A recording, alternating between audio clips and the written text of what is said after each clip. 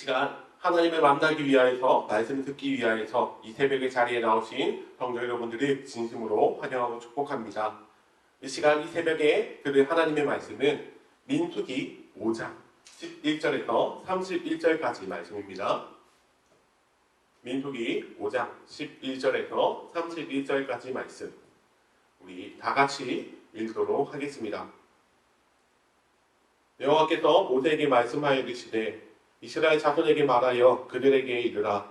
만일 어떤 사람의 아내가 탈선하여 남편에게 시니를 저버렸고 한 남자가 그 여자와 동침하였으나 그의 남편의 눈에 숨겨 드러나지 아니하였고 그 여자의 더러워진 일에 증인도 없고 그가 잡히지도 아니하였어도 그 남편이 의심이 생겨 그 아내를 의심하였는데 그 아내가 더럽혀졌거나 또는 그 남편이 의심이 생겨 그 아내를 의심하였으나 그 아내가 더럽히지 아니하였든지 그의 아내를 데리고 제사장에게로 가서 그를 위하여 보리가루 10분의 1 에바를 헌물로 드리되 그것에 기름도 붓지 말고 위향도 두지 말라.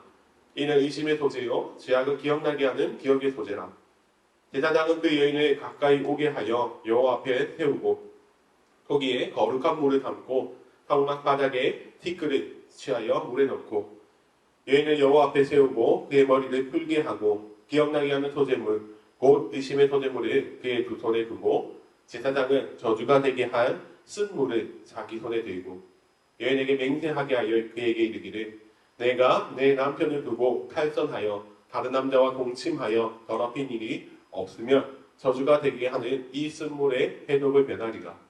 그러나 내가 내 남편을 두고 탈선하여 몸을 더럽혀서 내 남편 아닌 다른 사람과 동침하였으면 제사장이 그 여인에게 저주의 맹세를 하게 하고 그 여인에게 말할지니라.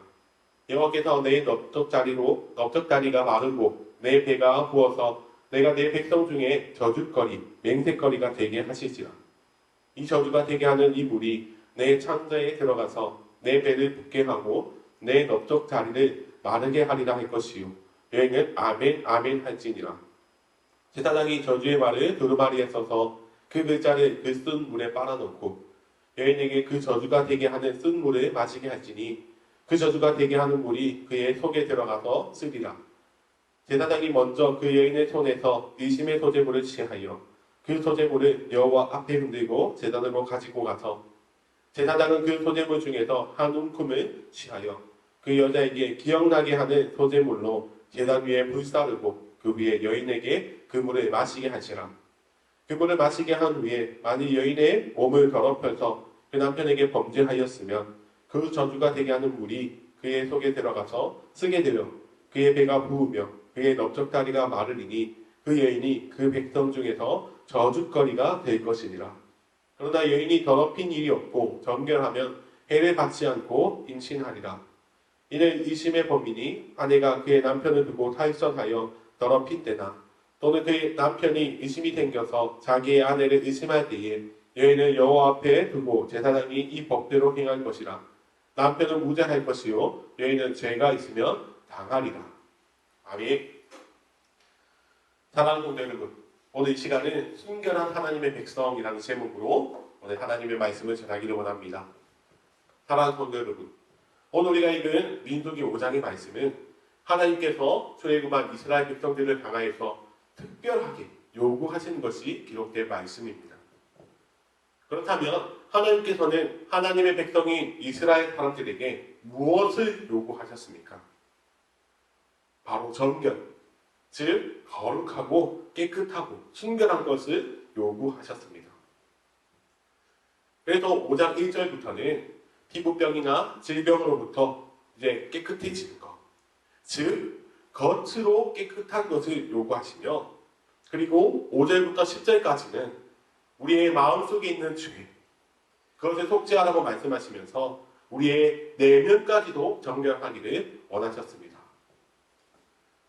이처럼 하나님께서는 하나님 앞에 나오는 주의 백성들이 겉과 그 내면까지도 정결하기를 원하셨습니다.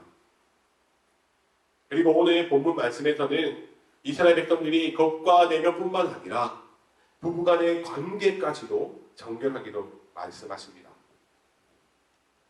그래서 오늘 본문은 가늠한 여인에 대한 규례가 기록된 말씀인데 오늘 본문에서 이런 내용이 나옵니다. 한 남편이 증거도 없지만 자신의 아내가 간음을 한 것 같은 의심이 생길 때는 제사장에게 데려가면 제사장이 그 결백을 가릴 수 있는 재판을 해줄 것이라고 말씀하십니다. 만약에 그 여인이 간음을 했으면 허벅지가 마르고 배가 부풀어서 이제는 임신할 수 없어, 이제 이스라엘에서 끊어진다고 그런 저주를 받게 되는 판결을 받게 됩니다. 사랑하는 성도 여러분, 오늘 말씀을 지금 이 현대를 살아가는 우리가 읽으면 매우 부담스럽기도 하고 또는 거부감이 들기도 합니다. 물론 하나님의 백성을 간음을 하는 것은 분명히 큰 잘못이지만 사랑의 하나님이라고 하시면서 온유의 하나님이라고 하시면서 죄인을 밝혀내시고 또 그 죄인에게 벌을 주시는 그 방법이 우리가 생각하기에는 이해가 되지 않습니다. 하나님께서 모세를 통하여서 주신 율법을 보면 때로는 우리가 정말 이해되지 않는 그런 말씀들이 너무나도 많이 있습니다.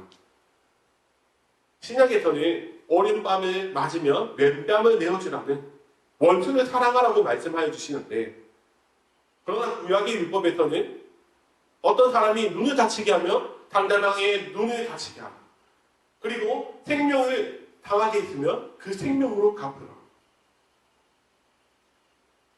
사랑하는 성도 여러분, 우리는 이 간음한 여인에게 주어지는 이 저주를 보면서 우리가 율법의 이런 말씀들을 읽으면서 먼저 우리는 하나님에 대한, 구약의 하나님에 대한 오해를 벗어야 합니다.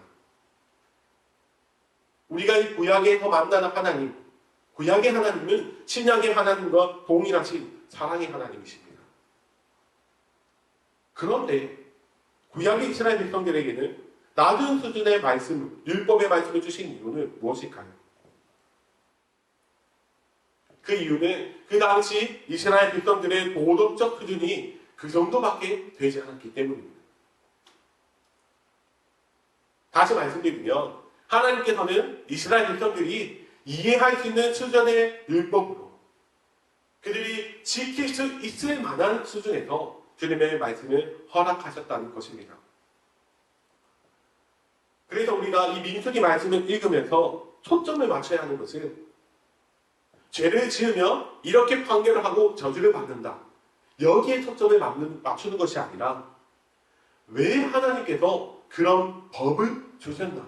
이것에 초점을 맞춰야 합니다.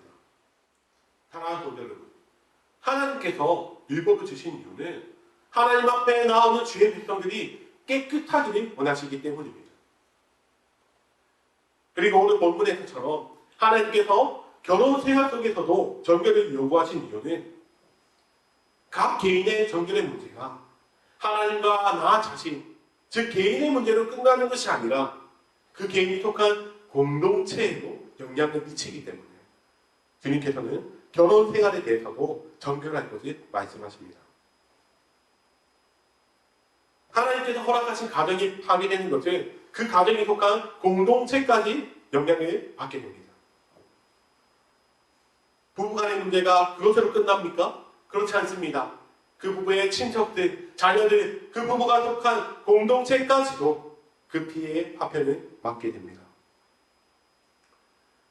사랑하는 성도 여러분, 오늘 말씀을 통해서 우리가 깨달을 수 있는 것은 하나님께서 주의 백성들에게 요구하시는 것은 개개인의 겉과 속만 깨끗한 것뿐만 아니라 믿음의 공동체 전체가 주님 앞에서, 하나님 앞에서 거룩하기를 원하십니다.